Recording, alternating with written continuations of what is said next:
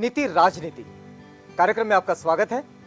मित्रों, आज की राजनीति विधायक नामदेव उसेंडी जी के साथ गढ़चिरौली, महाराष्ट्र के विदर्भ अंचल का वो जिला जो आदिवासी बहुल जिले के नाम से प्रसिद्ध है और जहां आदिवासियों का ही प्रतिनिधित्व पूरे जिले में और विधानसभा में भी होता है। लोकसभा भी यहां आदिवासियों की है और विधानसभाएं भी यहां आदिवासियों के हक में है। लेकिन फिर भी विकास के नाम पर आदिवासियों को यहां हर वक्त छला जाता है, ऐसा सब तरफ प्रचार है। आज विधायक साहब से इस बात को हम जानने की कोशिश करेंगे। विधायक नामदेव उसेंडी जी, कार्यक्रम में आपका बहुत स्वागत है। आपके जो आवाज इंडिया के जो दर्शक है उनको भी मैं शुभकामनाएं देना चाहता हूँ इस माध्यम से। चलिए, बहुत धन्यवाद। बात यहीं से शुरू करते हैं कि अभी अभी थोड़ी देर पहले हमने एक ऐसा नज़ारा देखा कि जो कलेक्ट्रेट के सामने गढ़चिरौली के, वहाँ आप भी हैं और वहाँ लोग भी हैं। आप जनता के नुमाइंदे हैं और जनता उपोषण पर बैठी हुई है और उपोषण इस बात के लिए चल रहा है कि जो सदियों से परंपरा से उनके पुरखाओं से जिस जमीन को लोगों ने सींचा है, उस जमीन के पट्टे अब तक नहीं मिले, उसके मालिकाना हक नहीं मिले।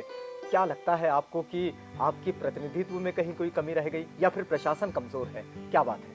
इस बात के लिए तो मैं सबसे पहले शुभकामनाएं या फिर अभिनंदन करना चाहता हूं हमारे केंद्रीय प्रमुख सोनिया जी गांधी और मनमोहन सिंह। इन्होंने 2006 में अनुसूचित जमाती और परंपरागत वन निवासी, इनको उनका जो अधिकार है जी, जल जंगल जमीन पे ये अधिकार आदिवासियों का है जी, और ये अभी तक नहीं दे पाए करके वो जो उन्होंने कायदा जो बनाया 2006 में, उसमें क्लियर कट ऐसा लिखा है कि हिस्टोरिकल, उसको ये बोलते हैं कि ऐतिहासिक अन्याय हुआ है इनके ऊपर, जो जन जगन पे जो अधिकार आदिवासी का है वो अन्याय हुआ है। वो अन्याय दूर करने के लिए ये कायदा उन्होंने किया। तो उन्होंने क्या किया कायदा में कि जो भी 13 दिसंबर 2005 तक जिस आदिवासी ने वर्षों साल से वहाँ पे जो अतिक्रमण किया है वन जमीन पे, उसको उसका पट्टा मिलना चाहिए, ऐसा उसको कायदे से उसको अधिकार दिया। और उसी कायदे के मुताबिक गढ़चिरौली जिले में पूरे देश से सबसे ज्यादा वन जमीन के पट्टे आदिवासी को देने का काम गढ़चिरौली के प्रशासन में किया है। लेकिन कुछ अभी अपन ने जो देखे, करीबन एटापल्ली तालुका में 7,147 और कुछ भामरागढ़ में भी, भामरागढ़ से बहुत सारे हैं। अभी भी ऐसा है, प्रशासन अभी तक वहां तक पहुंच नहीं पाई है। प्रशासन में जो साधन संपन्नता रहनी चाहिए वो वहां तक पहुंची नहीं है और ये पहुंचना चाहिए। और आज पहली बार मुझे काफी खुशी हुई कि इंटीरियर का, जहाँ पे नक्सल पीड़ित है, जहाँ पे नक्सल है, बॉर्डर पे है, यहाँ से गढ़चिरौली से 200-300 किलोमीटर पे जो आदिवासी, अशिक्षित आदिवासी है, वो आदिवासी आज डेमोक्रेसी के माध्यम से, लोकतंत्र के माध्यम से आज वहाँ पे आमरण उपोषण पे वो बैठा था और अपनी डिमांड कर रहा है। आज पहली बार मुझे ये गर्व महसूस हो रहा है कि हमें आज़ादी मिलने के बाद डॉक्टर बाबा साहब आम्बेडकर ने इस देश में लोकतंत्र दिया और लोकतंत्र आज पहली बार 67 इयर्स के बाद में हमारे दुर्गम आदिवासी की तरफ अभी पहुंचा है। उस तरीके से ये नहीं, लेकिन ये तो लोग तैयार होकर प्रशासन के पास चले आए। लेकिन आप क्या मानते हैं कि ये 67 साल का समय बीत गया है हमारी आज़ादी को और हमारा प्रशासन यहाँ तक नहीं पहुँच पाया? ये सबसे पहले ये आपको मैं ये बताना चाहता हूँ जी कि डॉक्टर बाबा साहब आम्बेडकर ने संविधान में एक कलम कोट किया जी, कलम है 244(1). उसमें ये लिखा है कि administration in the scheduled area and scheduled tribe. ये उस घटने के कलम के अनुसार होना चाहिए। ये शेड्यूल्ड एरिया, बिल्कुल, वहाँ पे क्या है, केंद्र के या राज्य के कानून कायदे जैसे के वैसे लगाए नहीं जा सकते। लेकिन शेड्यूल्ड एरिया के जो कानून है वो तो लगने हैं। नहीं, वैसा नहीं है। वो कानून ऐसा है, वो घटना ऐसी लिखी है कि शेड्यूल्ड एरिया में अगर आपको प्रशासन चलाना है, वहाँ पे केंद्र और राज्य शासन के जो कानून कायदे जैसे के वैसे नहीं लगा सकते। वहाँ की स्थिति देखो, उनका जो ट्रेडिशन है, कल्चर है, उसका जियोग्राफिकल जो एरिया है, अवेलेबिलिटी, उनकी जो कई नेचुरल रिसोर्सेस है, उनको देखकर उसमें कुछ परिवर्तन मॉडिफाई करने के अधिकार राज्यपाल और राष्ट्रपति को दिए है और उसके माध्यम से वो इम्प्लीमेंट होना चाहिए। लेकिन आज तक कभी ऐसा ये नहीं हुआ कि वो घटने का तरह से यहाँ का एडमिनिस्ट्रेशन नहीं हुआ है। इसी वजह से क्या हुआ, अभी हम देखते हैं कि 1980 में फॉरेस्ट कंजर्वेशन एक्ट हुआ। बिल्कुल। Forest conservation act central government का एक्ट था। उस एक्ट में ऐसे तरतूदी थी कि उस एक्ट के वजह से हमारे गढ़चिरौली जिले में आज 78% फॉरेस्ट है, 78% पूरे डिस्ट्रिक्ट में।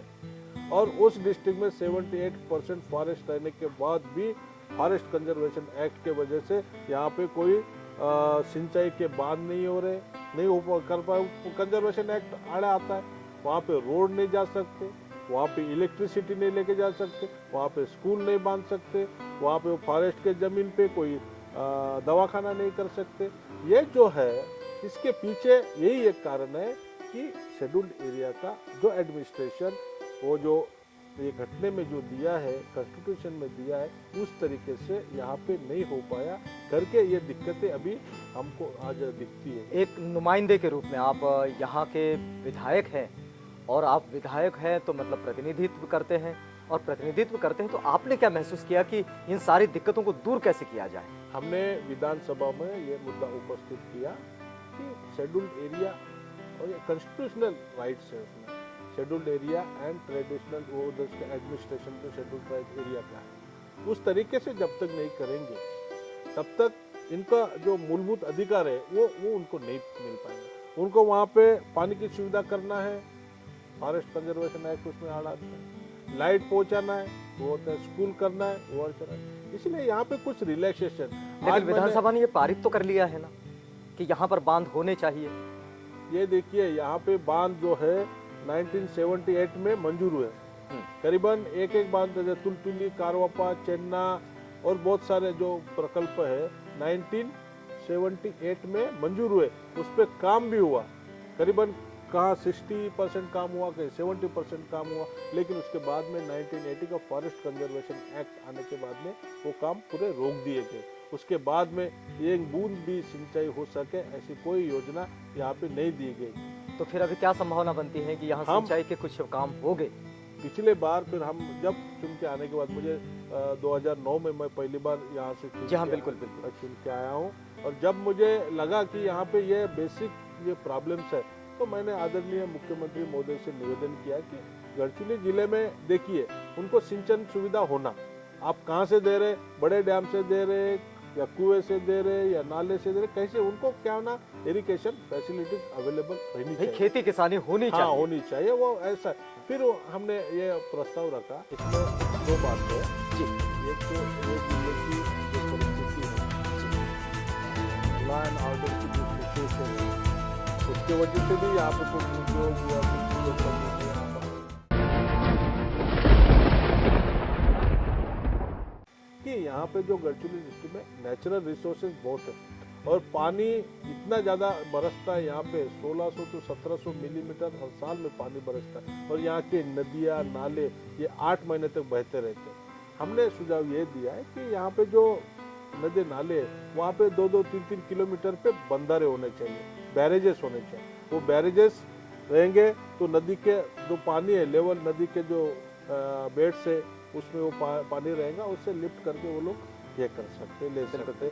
और मेरे को बताने में काफी खुशी हो रही कि करीबन मेरा जो गढ़चिरौली विधानसभा क्षेत्र है वहाँ पे 34,000 हेक्टेयर सिंचन इरिगेशन होगा। इतने प्रोजेक्ट मैंने ये मंजूर करवा के लाए।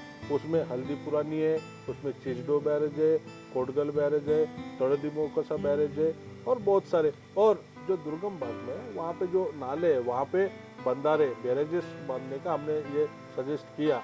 और साहब इसको सिर्फ मंजूरी मिली है या फिर काम मंजूरी नहीं, काम शुरू हो गया है। अच्छा। आप अभी भी मैं आपको दिखा सकता हूँ, काम शुरू हो गया। इसमें एक ही लेकिन है, एक क्षेत्र के लोग जो है वो आप पर आरोप करते हैं कि भाई आप बड़े उदासीन हैं इस क्षेत्र के विकास के संदर्भ में। क्या आपको ऐसा लगता है? नहीं, आरोप तो ये क्या, पहले इस क्षेत्र के जो लोक प्रतिनिधि रहते थे हाँ, वो कम पढ़े लिखे होने की वजह से और थोड़ा सा ये होने की वजह से वो जो मुद्दा उपस्थित करना चाहिए, जिस तरीके से बोलना चाहिए वो नहीं कर पाते थे। तो ऐसा होता है थोड़ा सा उनमें ये थी। लेकिन मैं आने के बाद में मुझे ऐसा कभी लगा नहीं कि किसी आदमी ने ऐसा बोला होगा मेरे बारे में कि उदासीन है। हम इतने जी जान लगा के बात करते हैं, क्योंकि बेसिकली हम मेडिकल फील्ड से, हम एमबीबीएस एमडी पढ़े हैं, हमने सरकारी नौकरी छोड़ के हम ये राजनीति में आए। इसके पीछे एक ही कारण है कि जिस एरिया, हमारा गांव जो गढ़चिरौली से 40 किलोमीटर है, हम जहाँ पे पढ़ाई के उस वक्त वहाँ पे स्कूल नहीं थी, रास्ता नहीं था, इलेक्ट्रिसिटी नहीं, कुछ नहीं थी। यहाँ से हम पढ़े तो हमें ये लगता है कि हमारे पढ़ाई का फायदा सिर्फ हमको नहीं होना चाहिए, ये एरिया को होना चाहिए। इसलिए हम ये राजनीति में आए और राजनीति में हम बहुत अच्छी तरह से ये समस्या छुड़ाने की पूरी कोशिश कर रहे हैं।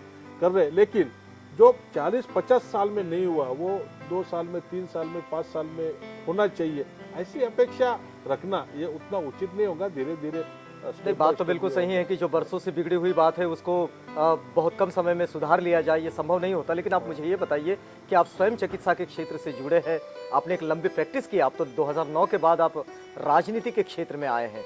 लेकिन अभी अभी गढ़चिरौली में, यहाँ शहर में 8-9 मामले ऐसे जो आए हैं जो डेंगू से पीड़ित लोगों के मामले आए हैं। क्या साफ सफाई पर इस शहरी क्षेत्र में भी ध्यान नहीं दिया जा रहा है? नहीं, देखिए, जैसा कोई भी कोई रोग राई या ये होती है, उसके लिए बहुत सारे रीजंस रहते हैं। जी बिल्कुल। जैसे तो हो सकता है कि इस बार डेंगू का प्रादुर्भाव हुआ तो वो ये जो है पैडी रीजन है, ये धान उगाने वाला ये रीजन है। तो धान काटने के बाद जो पैडी के फुट्टे रहते हैं, वहाँ पे पानी जो रहता है उसमें डेंगू की पैदाइश होती है। तो उसके लिए ठीक है, अपन नगर परिषद एरिया में वो कंट्रोल करेंगे तो ग्रामीण एरिया बहुत सारा ऐसे एरिया, इसलिए कुछ ऐसे अनकंट्रोल कुछ चीज़ें रहती है उसमें ये नहीं कर सकते।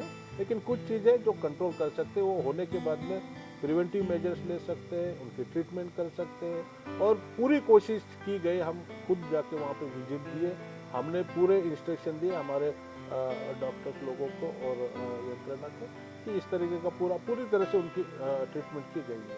अच्छा उसेंडी साहब, लगभग गढ़चिरौली का जो क्षेत्र है वो लगभग 80% जंगलों का क्षेत्र है, और इन जंगलों में काम जो है तेंदुपत्ते से जुड़ा हुआ काम है, या तो फिर वो खदानों का काम हो सकता है जहाँ पर बॉक्साइट्स हैं, जहाँ पर माइंस हैं। तो लेकिन ऐसी स्थिति में यहाँ पर कोई उद्योग खड़े होते या विकसित होते हम देखते नहीं हैं। आपको क्या लगता है कि यहाँ के क्षेत्र का विकास किस स्थिति से हो सकता है? इसमें दो बातें हैं जी। एक तो ये जिले की जो परिस्थिति है जी, लॉ एंड ऑर्डर की जो सिचुएशन है उसके वजह से भी यहाँ पे कुछ उद्योग या कुछ उद्योगपति नहीं आ पा रहे। जैसे नक्सलाइट जो प्रॉब्लम है उसके वजह से भी नहीं आ पा रहे। और सबसे बड़ा यह है कि फॉरेस्ट कंजर्वेशन एक्ट, आप किसी को अगर लीज देना है तो लीज देने में इतने कठिनाइयाँ है कि वो फॉरेस्ट कंजर्वेशन एक्ट की वजह से दिल्ली से वो पूरा उनको एनपीए भरना पड़ता है, वो अल्टरनेटिव जगह देनी पड़ती है उतने पेड़ लगाने के लिए। ये भी एक वो समस्या है कि यहाँ पे रोजगार उपलब्धि नहीं हो रही। लेकिन इसके अलावा यहाँ का जो खनिज है, यहाँ के इसके अलावा यहाँ पे उद्योग करने के लिए बहुत सारे नेचुरल रिसोर्सेज आपको मैं बता सकता हूँ कि गौन वन उपज में तेंदुपत्ता है, बाम्बू है, हिरडा है, बेड़ा है, महुआ फूल है, वो तोड़ी है, ऐसे बहुत सारे ऐसे है कि वहाँ पे प्रक्रिया करने के लिए उद्योग लगा जा सकते। अभी तो मेरा प्रस्तावित है, आपके सभी के आशीर्वाद से अगर वो हो गया तो मैं आपको एक प्रोजेक्ट बताता हूँ कि बाम्बू पर से प्रक्रिया करके उसका टिम्बर बनाया गया। ऐसा हमने प्रोजेक्ट अभी एक डाला है। वो अगर ये हुआ तो उस प्रोजेक्ट में करीबन 500 लोगों को रोजगार उपलब्ध होंगे। ऐसे करने की यहाँ पे जरूरत है। जो ऐसे महुआ फूल है वहाँ पे अगर प्रक्रिया करने का कुछ ये है छोटे छोटे स्केल पे। अभी हम जितनी देर से आपसे बात कर रहे हैं एक बात समझ रहे हैं कि फॉरेस्ट कंजर्वेशन एक्ट जो है ये एक्ट बहुत दिक्कत दे रहा है ना? हाँ। आप व्यक्तिगत रूप में हाँ। पार्टीगत नीतियों को बाजू में रखें, अब व्यक्तिगत रूप में कैसा मानते हैं कि ऐसी स्थिति में इस क्षेत्र का जो गढ़चिरौली का क्षेत्र है इस क्षेत्र का विकास कैसे होगा? सबसे पहले तो यहाँ का जो एडमिनिस्ट्रेशन है वो कॉन्स्टिट्यूशनली जो नोट किया, तरतूब किया है 244/1 इस तरीके से होना चाहिए। Administration in the scheduled area and scheduled tribe ये पहली, और वो अगर हुआ तो ये फॉरेस्ट कंजर्वेशन एक्ट में रिलैक्सेशन दे सकते हैं।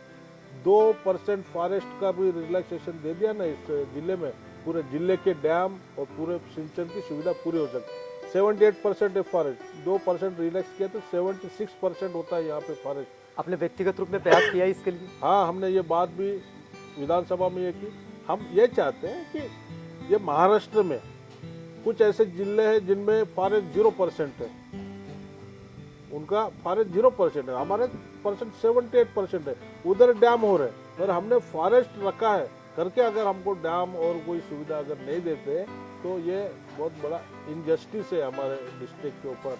हमने पूरे महाराष्ट्र के या देश का फॉरेस्ट का जो रेशियो है वो संभालने का हमने ठेका नहीं। हमारे लोग पीड़ित है, हमारे लोगों को क्या मिल रहा है? आज लोगों को अविकसित और ये सब उपेक्षित जीने की उनको ये हो रहा है। ये कहीं तो भी ये सोच होना चाहिए, उनको भी न्याय मिलना चाहिए इस तरीके की। आपको क्या लगता है, आप तो एक पढ़े लिखे व्यक्ति हैं, आप जनता के नुमाइंदे हैं, आप कुछ हद तक सत्ता में हैं, यहाँ का प्रतिनिधित्व करते हैं, आप भी ये शिकायत कर रहे हैं कि ये फलां चीज़ नहीं मिल रही है, ये इनजस्टिस हो रहा है। आपको क्या लगता है कि जो लोग बिल्कुल सत्ता में नहीं है, जो लोग शिक्षा से बिल्कुल दूर है, जहाँ स्वास्थ्य की सुविधाएं नहीं है, वे लोग भी क्या न्यायग्रस्त हो गए थे कि उनको भी अन्याय ही मिल रहा होगा? नहीं, ये देखिए, किसी भी बात की तरफ देखने का नजरिया ये अलग अलग रहता है, बिल्कुल, है ना। एक जो ग्लास होगा उसमें पानी भरा होगा, जी हाँ, हम तो समझते हैं कि कोई भरा हुआ ग्लास देख लेगा, कोई खाली ग्लास देख लेगा, लेकिन आप भी शिकायत कर रहे हैं वही। नहीं, हम शिकायत नहीं कर रहे, समस्या बोल रहे, लेकिन उसके ऊपर हमने तोड़ भी निकाली है। क्योंकि यहाँ पे जयराम रमेश जी केंद्रीय पर्यावरण मंत्री थे, वो यहाँ पे आए थे, हमने उनके ऊपर ऐसे डिमांड की, हमने उनको बोला कि हमारे तरफ ये 78% फॉरेस्ट है, हमको ये जन सुविधा की जो काम करने उसके रिलैक्सेशन देना चाहिए। तो आदरणीय जयराम रमेश जी ने पूरे अभ्यास पूर्ण तरीके से ये किया और एक गढ़चिरौली और गोंदिया डिस्ट्रिक्ट में एक गांव में 12.5 एकड़ यानी 5 हेक्टेयर जमीन ये देने का पूरा अधिकार वो जिलाधिकारी और स्टेट गवर्नमेंट को दिया। आपको सबसे पहले तो आप सभी को मालूम है कि आदिवासियों के जीवन में अगर परिवर्तन कोई ला सकता है तो वो अच्छी शिक्षा। ये प्रस्ताव कोई नागपुर या बॉम्बे और दिल्ली भेजने की जरूरत नहीं, ये हमने किए है, लेकिन ये समस्या बहुत दिनों से और एकदम से झटपट से छूट जाएंगी ऐसे भी उम्मीद रखना ये बहुत गलत बात होगा। हम पूरी तरह से, और हम गवर्नमेंट को केंद्र में जाके प्रधानमंत्री जी है, हमारे नेता है, सभी को हम ये बात बता चुके हैं, उस तरीके से हो रहा है, ये होगा। और ये आशावाद, ये पॉजिटिव थिंकिंग बहुत जरूरी है। बिल्कुल बिल्कुल, बहुत जरूरी है, उम्मीदें रखना। अच्छा, मुझे ये बताइए कि आप क्या मानते हैं कि गढ़चिरौली का ये पूरा हिस्सा जो है, इसके विकास की प्रक्रिया में शामिल नहीं होने के पीछे विदर्भ का अलग ना होना कितना कारणीभूत रहता है, लगता है आपको? क्या ऐसा लगता है आपको कि विदर्भ अलग होता है तो ये हिस्सा विकसित हो सकता है? ये भी थोड़ी जरा सोचने वाली बात है। ये सही है कि आज हम जिस राज्य में हैं, जी, महाराष्ट्र में, हमारी राजधानी हमारे गढ़चिरौली से कितना 1200 किलोमीटर दूर है, बिल्कुल, है ना। हमारी ये छत्तीसगढ़ की जो राजधानी रायपुर है वो 250 किलोमीटर है यहाँ से, गढ़चिरौली से। जी, आंध्र की जो है हैदराबाद वो 250 किलोमीटर यहाँ से, और हम जिस राज्य, हमारे राज्य की राजधानी है 1200 किलोमीटर दूर है। तो एक सोच सकते हैं कि वहाँ से आने वाली जो कई सुविधा है, जो ये है एडमिनिस्ट्रेटिव पर्पजेस जो है, उसमें थोड़ा डिले होता है, क्योंकि यहाँ का आदमी मंत्रालय में जाके बार बार जाके ये नहीं कर, नागपुर अगर मंत्रालय रहता तो एक दिन में जाके समस्या छुड़ा के आ सकता, आज मंत्रालय जाना है तो 2 दिन जाने में 2 दिन आने में, ये काफ़ी यह है जियोग्राफिकली ये बहुत बड़ा स्टेट होने की वजह से ये भी समस्या है। और विदर्भ में नेचुरल रिसोर्सेज बहुत है, यहाँ पे फॉरेस्ट है, यहाँ पे बिजली की उत्पादन होती है, तो यहाँ पे माइनर ये मिनरल्स है, यहाँ पे कोयला है, यहाँ पे बहुत सारे नेचुरल रिसोर्सेज यहाँ पे है, और उसका सही तरीके से यूज इस एरिया के डेवलपमेंट के लिए होना चाहिए था, लेकिन उतना होते हुए नहीं दिख रहा, ये भी उसमें थोड़ी दिक्कत है। बड़ा आंदोलन चल रहा है विदर्भ को अलग करने का, आप किस पक्ष में हैं?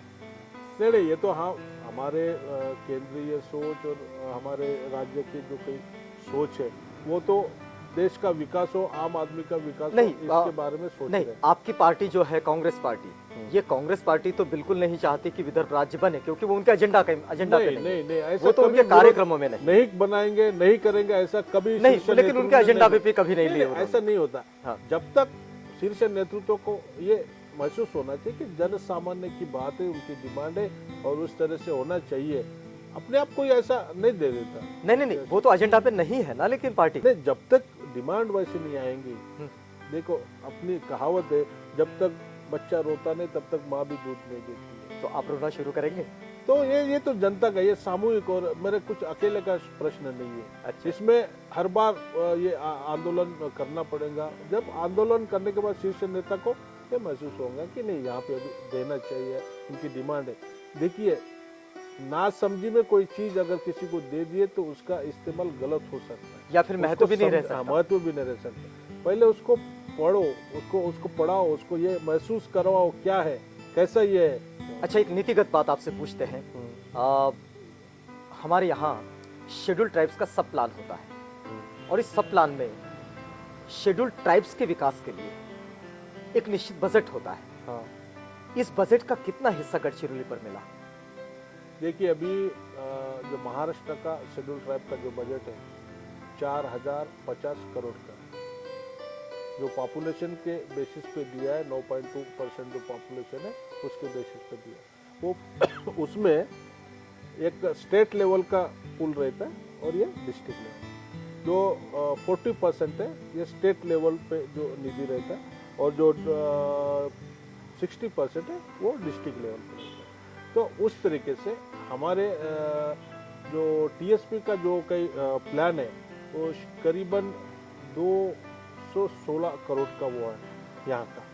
टीएसपी गढ़चिरौली से ये हो गया डिस्ट्रिक्ट प्लान का, और स्टेट प्लान का वो अलग बात है। वो खर्च कितना हुआ? अभी ये जो खर्च की जो है करीबन जनवरी फरवरी में पूरे आंकड़े मिलते हैं। अभी डायरेक्ट कैश इन अकाउंट ये जो स्कीम है, जैसे अभी बच्चों का आश्रम स्कूल के बच्चों का जो ये है कि उनको यूनिफॉर्म खरीद के देते थे पहले, अभी वैसा नहीं है। यूनिफॉर्म लेने के लिए उनके अकाउंट में पैसे डालते हैं, तो वो अकाउंट कुछ आश्रम स्कूल के वो बाकी हो गए, बाकी तो है, बाकी अच्छी तरह से निकले।